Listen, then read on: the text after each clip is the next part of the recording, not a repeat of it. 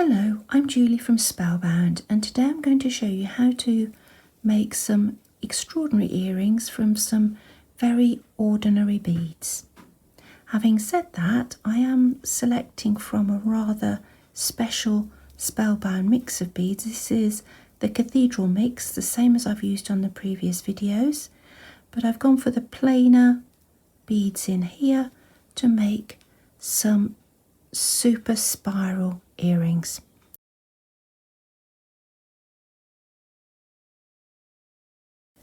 This technique uses the most of simple beads. So I've gone through my selection and I've pulled out a couple of 8mm pearls. These are just plain pearls, and we'll make them a bit more special by putting them inside a spiral.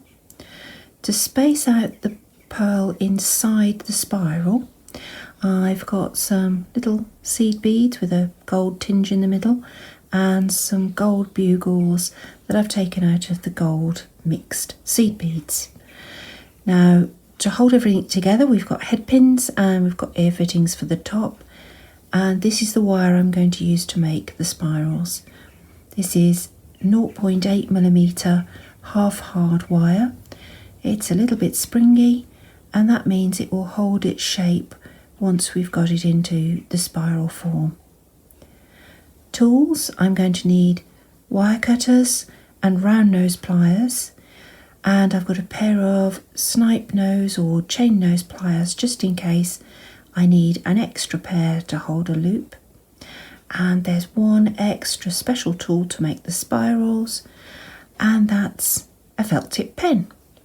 I've gone for a pen that's got a nice cylindrical body, and I find these sort of colouring in felt tip pens are ideal. If you haven't got these at home, perhaps something a bit thicker will make a wider spiral, or the handle on a wooden spoon.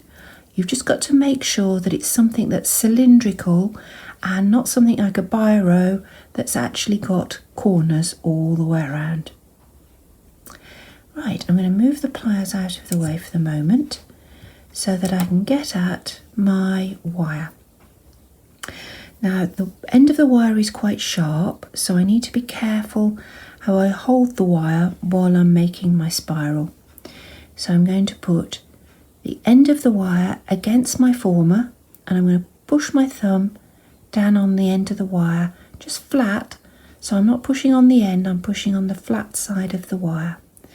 I'm going to use that to hold the wire still while I start to form my spiral. As you can see, I'm keeping the pen still, that's my form, I'm keeping that still, and this wire where it's forming still, and I'm moving the reel of wire around the pen.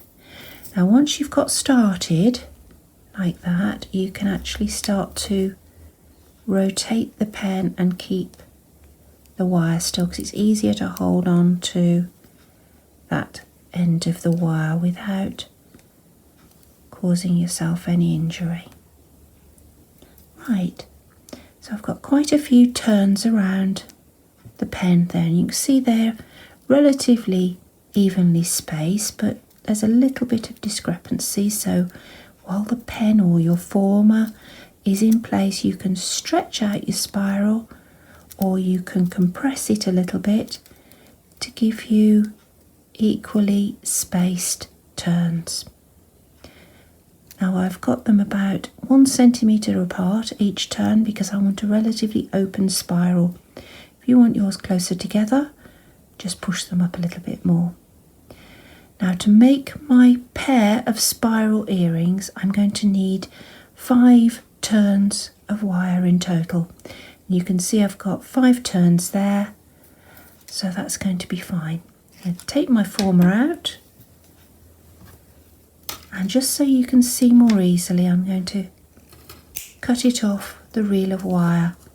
Normally, if I was just doing it myself, I'd leave it on the end of the wire so I can continue using the spiral later on.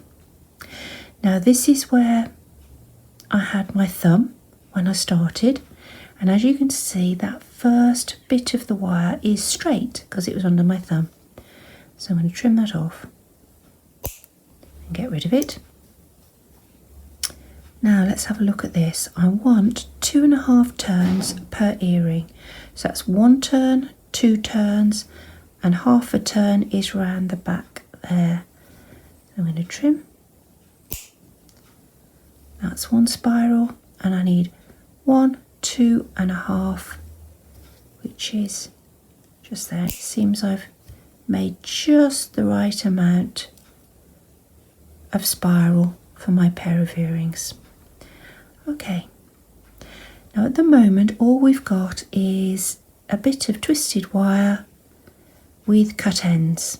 We now need to make it into a component. To make it into a component we need to put a loop at each end so we can attach it to our work. Now I've got my round nose pliers. I'm going to put them right on the end of the spiral, on the end of the wire there. And you can see the nose of the pliers is pointing down towards the rest of the spiral. Now I need to wind the end of the wire into the middle of the spiral that way. I don't want the loop to come this way onto the outside. I want it to go that way towards the middle of the spiral. So I'm going to put my thumb on the back and I'm going to roll down the pad of my thumb, holding the end of the wire as I go. So there we go. I'm rolling. And if I release, you can see the wires started to bend. Put the pliers back at the apex of the bend, so this time not on the end, on the apex, and keep rolling. And it will touch back on itself. Let's do the other end. Thumb as our former, or our anvil if you like, as we're making the loop. Pliers on the end and roll, release, and roll again until it goes all the way around. Now if I put a head pin through those 2 loops I've just made, you can see we can now thread that on to the pin. Unfortunately though, the pin runs to the side of the spiral. Can you see? The straight line is there, and ideally we want it right up the middle of the spiral. So we need to move these little loops across to the middle. So we put our pliers back on, and this time I'm going to hold about 1/4 of a turn round just with my thumb and finger, and I'm going to draw that loop across. You can see I've put a little bit of an elbow on. That's because I was holding back here, which allowed this portion of the wire to move. Do the same again. Hold a little distance back and draw it across. And you can see again, that's where it's bent, that's where I was holding, that's where it's bent. Now, let's pop the pin back through, and you can see now that our spiral is sitting equidistant from the pin all the way around. It takes a little bit of practice to get the loops neat on the end, but once you practice for a little time you can do the roll to the middle and fold it into the centre all in one go. And we'll do the same on that end. Roll in, grip, bring it to the centre. And you can see I've turned that spiral also into the same type of component. Right, now we can start making the earrings. Now I'm going to thread straight onto the head pin, but at the moment the loop I've made at the bottom of the spiral is a little bit big for the head of the pin. So I need a stopper bead, and I'm going to use one of the seed beads. That's a size 8 seed bead, or a 3mm round metal bead would do equally well. So I'm going to thread that on and poke the head pin up so I can still hold on to the head pin, but it's coming up through the middle of the spiral.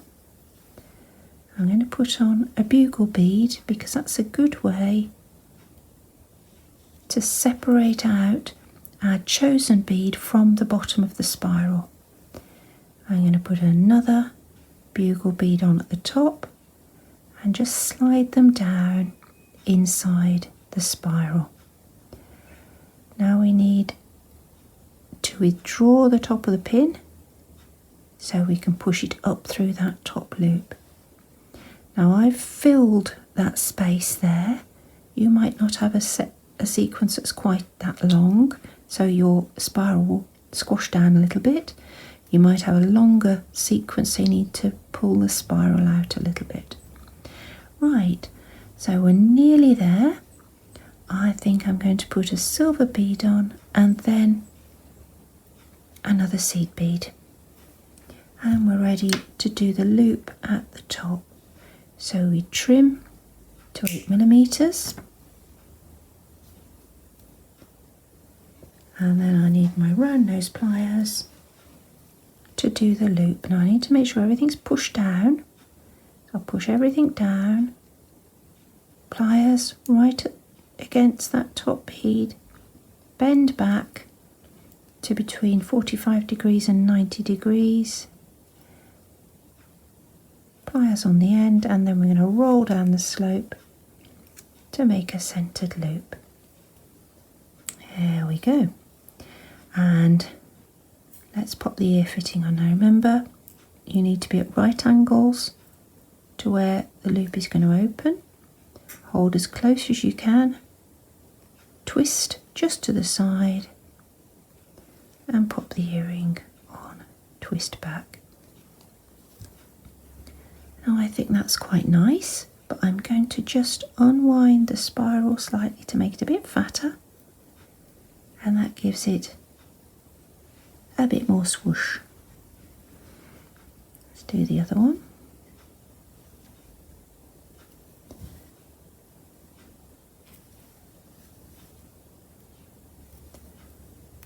Make sure that bead pops inside. Now this is the trickiest bit, if there is a tricky bit, and that's withdrawing the head pin and getting it through that top loop. There we go.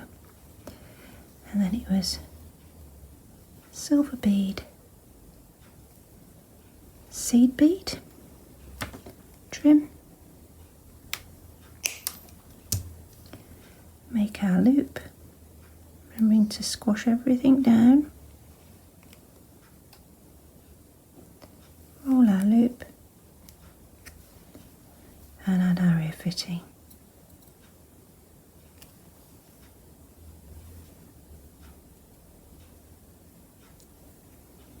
And again, I'm just going to undo the spiral slightly just to make it a bit wider. So I grab both ends of the spiral, just wind my hands in opposite directions, and there we have a pair of spiral earrings, making the most of some really simple beads, but making some really stylish earrings. And I've got some more here I did.